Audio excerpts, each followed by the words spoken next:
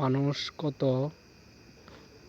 ভালো দেখেন, রাস্তা দিয়ে মানুষ চলাচলের জন্য তারা লাইটের সুব্যবস্থা রাখছে। তারা কত মহান হলে আল্লাহ তাআলা তাদের দিলকে এত মানুষের জনসেবার জন্য ওনারা কাজ করতেছেন।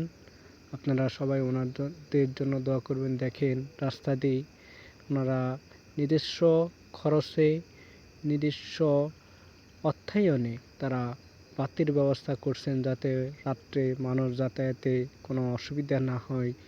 এর জন্য তারা সে ব্যবস্থা নিয়েছেন।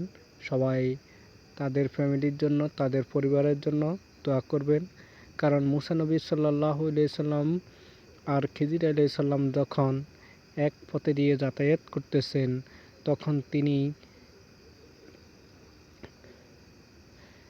ওই একটা বাড়ি ছিল, ওই বাড়ির দেওয়াল